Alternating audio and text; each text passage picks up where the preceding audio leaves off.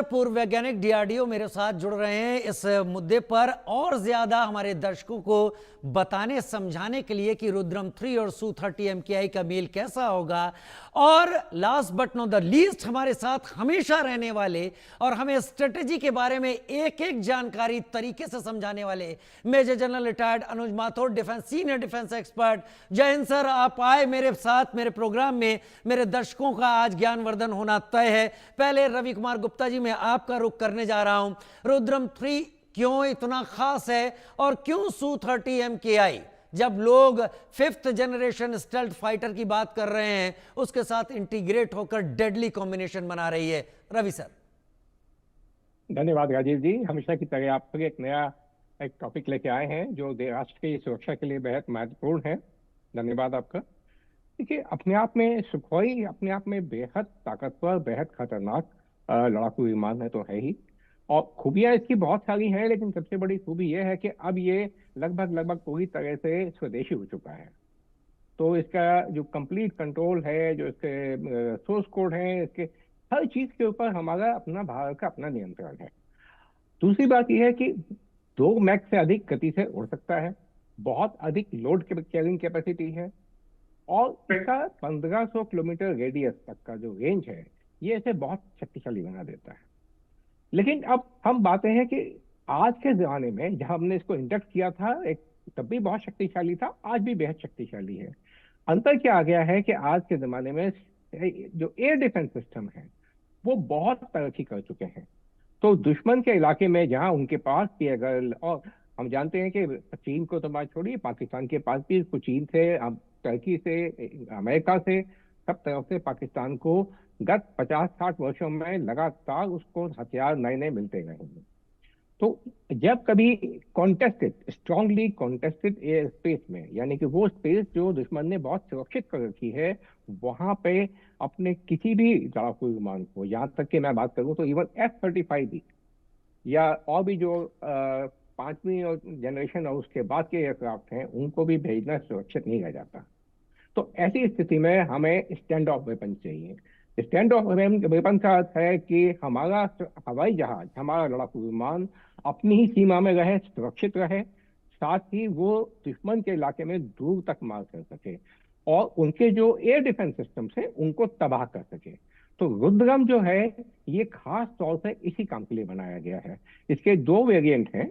एक वेरिएंट वो है जो कि एंटी रेडिएशन कैपेबिलिटी रखता है। जितने रडार सिस्टम्स हैं वो इसी सिद्धांत पे काम करते हैं कि माइक्रोवेव रेडिएशन रडार का एंटीना हवा में भेजता है, और जो ऑब्जेक्ट से, विमान से, मिसाइल से जो रेडिएशन टकरा के रडार पे वापस आता है, तो उसको वो एनालाइज करता है, उसकी गति को और उसकी दिशा को, हर चीज को वो मॉनिटर कर सकता है, और उसके आधार पर वो एक्शन ले पाता है। यानी कि कोई सरफेस टू एयर मिसाइल छोड़ना है या अपने विमानों को भेजना है, जो लेना है वो करेंगे। तो इसका क्या हुआ कि बिना रेडिएशन एमिट किए हुए रडार काम नहीं कर सकता। ये मिसाइल ऐसा है कि वो उन रडार को पकड़ेगा और वो रडार की सही लोकेशन, सटीक लोकेशन को पहचानेगा और बहुत घातक और सटीक तरीके से जाके उस रडार को ध्वस्त कर देगा। जब रडार नहीं रहेंगे तो बाकी का एयर डिफेंस सिस्टम भी उनका तबाह। दूसरी तरफ जिसका जो दूसरा वेरिएंट है वो, जैसा आपने बताया, ये एक ग्राउंड अटैक वेरिएंट है और इसके अंदर पेनिट्रेशन कम ब्लास्ट वेपन रखा है। ये क्या होता है कि जो दुश्मन के बहुत ही हार्डन्ड, यानी बहुत मजबूत और बड़े मोटे कंक्रीट की चादर के नीचे छुपे हुए जो उनके ठिकाने होते हैं, या फिर जो उनका एयर बेसिस है, उनका एयर स्ट्रिप है, रनवे है जी, उनको ये तबाह कर सकता है। तो जब उसका रडार खत्म हो गया, उनका एयर बेसिस खत्म हो गए, तो फिर उनकी जो हमारे लड़ाकू विमानों को मारने की क्षमता खत्म हो जाती है, बहुत कम हो जाती है। और ऐसे में उसके बाद जब हमने उन पर अपने उनकी एयर स्पेस पे डोमिनेशन कर लिया, अब हम अपने विमान भेज सकते हैं और वो अंदर और आगे तक जा करके हम कर सकते हैं। मेजर जनरल अनुज माथुर, अब मैं आपको डिस्कशन में लाना चाहूंगा। रुद्रम की जो रेंज है वो करीब 600 किलोमीटर की रुद्रम 3 की ऐसी बताई जा रही है। यहां पर हमारा मेन एडवर्सरी, मैंने आप लोगों के सामने, और रवि सर इस बात को जानते हैं, आप भी जानते होंगे क्योंकि आपने ही ऐसी बात सामने रखी, उसके बाद मैंने जो सोचा मुझे भी वाकई लगा, हम पाकिस्तान को एडवर्सरी मानना बंद कर देते हैं, हम चाइना के हिसाब से सोचते हैं। 600 किलोमीटर का पाकिस्तान को तो स्ट्रेटेजिक डेप्थ पूरी खत्म कर देता है, लेकिन चाइना को भी एक बड़ा डेंट देता है। यह कॉम्बिनेशन क्या वाकई डेडली है? क्या 5th जनरेशन स्टेल्थ J-35 की बात करें, अगर वो पाकिस्तान को इस साल के लास्ट तक चीन सप्लाई करता है, तो दोनों ही मोर्चों पर क्या ये एक डेडली कॉम्बिनेशन हमको एक एज देगा? जय हिंद राजीव। जय हिंद सर। आपका बहुत आभार। देखिए, मैं आपको एक बात बताता हूं जो बिल्कुल साफ है। पहले भी मैं कई दफा इस बात को कह चुका हूं कि भारत जो अब प्रोग्रेस कर रहा है डिफेंस टेक्नोलॉजी में, वो आत्मरक्षा तक सीमित नहीं है। देखिए, जो भी डिफेंस टेक्नोलॉजी के डेवलपमेंट्स होते हैं, वो तमाम डेवलपमेंट्स आपकी जो स्ट्रेटजी है, नेशनल सिक्योरिटी स्ट्रेटजी, उससे they flow out of that Rajiv. और आज जिस प्रकार से हम लोग हथियार निर्माण कर रहे हैं, जिस प्रकार से अपने कटिंग एज टेक्नोलॉजी को डेवलप कर रहे हैं, उससे ये बात बिल्कुल क्लियर है कि हमारा जो कुछ समय पहले पाकिस्तान सेंट्रिक सोच था, वो तो निश्चित रूप से खत्म हो गया है। अब वो सोच न केवल पाकिस्तान और चीन सेंट्रिक है, बल्कि एक आत्मरक्षा तक सीमित नहीं है। We are not a defensive force, only a defensive force. आप ये देखिए कि हम अब अपनी ऑफेंसिव कैपेबिलिटी में इजाफा कर रहे हैं। और ये जो मिसाइल है, इट इज नॉट ये मिसाइल, ये सिर्फ मिसाइल के बारे में बात नहीं है। ये किस प्रकार से हमारी जो जो जो एयर ऑटोनॉमी हम लेना चाहते हैं, अभी उन्होंने बताने का प्रयास किया। देखिए, जिस जहां जहां भी आज युद्ध हो रहा है, वहां पर आप देख रहे हैं कि युद्ध एक नॉन कॉन्टैक्ट अट्रिशन वॉरफेयर होता है।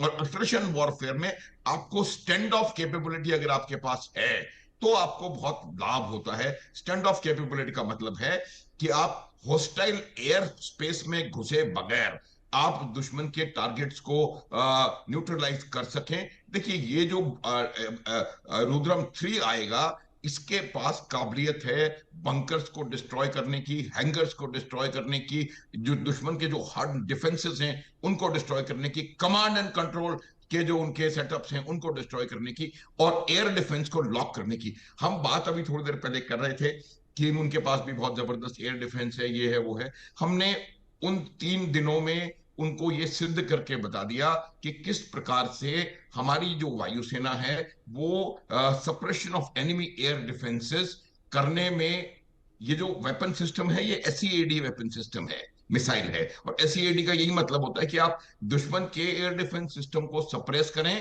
ताकि आप फेवरेबल एयर सिचुएशन क्रिएट कर सकें और संभव हो तो एयर कंट्रोल हासिल कर सके। जब आपके पास मैंने ये भी बात आपके चैनल पे कही थी कि ऐसी परिस्थिति आ चुकी थी कि हमारे जहाज फ्रीली पाकिस्तान में घूम रहे थे, और शायद वो बिना किसी चीज के वो देख पा रहे थे उन्हें, और उनको न्यूट्रलाइज नहीं कर पा रहे थे। इस प्रकार का हमने सुपीरियोरिटी वहां पर हासिल कर ली थी।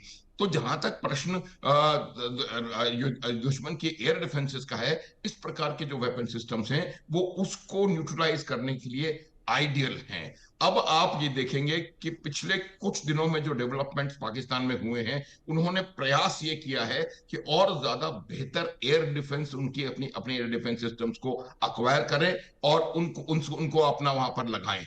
और जो चाइना के मॉडिफाइड S-300 को मॉडिफाई करके उन्होंने बनाया था, HQ-9 और जितने भी उनके HQ-15, जितने भी उनके हथियार थे, वो कहीं ना कहीं नाकाम साबित हुए। उसकी वजह यही थी कि हमने पूरी डिटेल में इस प्रकार की प्लानिंग करी है, और उस प्लानिंग के बाद DRDO जो रिक्वायरमेंट फोर्सेस की है, उस रिक्वायरमेंट को मद्देनजर रखते हुए डेवलपमेंटल एक्टिविटीज कर रहे हैं। और यही वजह है कि हमारे जो इंडिजिनस सिस्टम्स थे, उन्होंने S-400 और दूसरे विदेशी सिस्टम्स के साथ मिलकर के और एक बहुत बेहतरीन तरीके से हजारों ड्रोन्स और कई मिसाइलों को अपने देश में आने से पूरी तरह रोक दिया था। और ये एक बहुत बड़ा मील का पत्थर साबित होगी। मैं ये बता रहा हूं कि हम सुखोई 30 से क्या फायदा है। सुखोई 30 जो है, इस मिसाइल के उसके अंदर लग जाने के बाद, जो लग चुका है, उन्होंने इसका दो मिसाइल शॉट फायर करके टेस्ट भी कर लिया है। अब इसके लग जाने के बाद एक ये primary air dominance air platform है। और अब ये प्लेटफॉर्म सिर्फ एयर डोमिनेंस प्लेटफॉर्म नहीं रह गया है, बल्कि उन्होंने वो एक बहुत जबरदस्त एक मिसाइल प्लेटफॉर्म है, जिससे कि हम प्रिसिशन शूटिंग स्टैंड ऑफ तरीके से कर सकते हैं। दूसरी बात मैं आपको बताता हूं, इसका एक और लाभ है, वो ये है कि इस प्रकार से इसको डिजाइन किया गया है और मॉडिफिकेशन सू 30 MKI में भी किए गए हैं, क्योंकि जब तक उसमें मॉडिफिकेशन नहीं होंगे आप इसको उसके अंदर लोड करके और उसको इस्तेमाल नहीं राइट कर सर, सकते। वो सही कह रहे हैं। मॉडिफिकेशन भी पूरे हो गए। एक लाइन और बोलूंगा नहीं मैं, नहीं, आप please carry Rajiv. On sir, carry on sir. वो ये है कि ये जो वेपन प्लेटफॉर्म तैयार हो गया है, ये किसी भी हमारी जो टेरेन कंडीशंस हैं उनमें कामयाबी के साथ ये हरकत कर सकता है, लद्दाख में, हाई अल्टीट्यूड एरियाज में और डेजर्ट्स में। तो ये एक बहुत versatile all weather all weather weapon system है, जो कि एक बहुत जबरदस्त मील का पत्थर मैं कहूंगा। It is going to be a milestone, मील का पत्थर होगा आपकी एयर डोमिनेंस। अब मैं एयर डिफेंस की बात नहीं करता हूं, एयर डोमिनेंस, एयर सुपीरियोरिटी की जो आपकी आपकी आपका जो आपकी बनी है स्ट्रेटजी, उसको सफलता से इसको पूरा करने के लिए ये मिसाइल सिस्टम बहुत घातक सिद्ध होगा। ये रांची। मिसाइल सिस्टम बहुत घातक सिद्ध होगा। मतलब रवि कुमार गुप्ता जी, अगर Su-30 MKI अगर LAC के अराउंड 100 किलोमीटर अंदर अगर हम फ्लाई करते हैं विद रुद्रम 3, तो ये बात हमारे लिए बहुत आसान के शब्दों में आ सकती है कि हमने अपने स्ट्रेटेजिक इस फाइटर प्लेन को सेव किया हुआ है, और साथ ही 500 किलोमीटर डीप इनसाइड LAC हम निशाना बना सकते हैं, अटैक कर सकते हैं।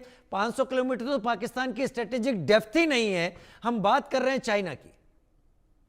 बेशक राजीव जी, देखिए, जी जो आपने LAC की बात की है, वहां इस बात और समझने की है कि ये तमाम इलाका ये पहाड़ी इलाका है, यहाँ बहुत ऊंचे ऊंचे पर्वत हैं। तो इस इलाके में वैसे भी दुश्मन के लिए हमारे जहाज को गिरा पाना, पकड़ पाना बहुत मुश्किल हो जाता है। हमारे लिए भी मुश्किल होता है, लेकिन हमारा अपना इलाका है, जाना पहचाना है, हमें पता है कि हम किस रास्ते से कहाँ जाएंगे। और उसके बाद जब इसमें रुद्रम जैसा मिसाइल लग गया, और आप जानते हैं कि ऑलरेडी इसके अंदर सुखोई के साथ ब्रह्मोस और ब्रह्मोस NG को भी इंटीग्रेट किया जा चुका है। तो ये दोनों मिसाइल जिनकी क्षमता है, ये सुखोई को विश्व के सबसे घातक विमानों में बना देती है।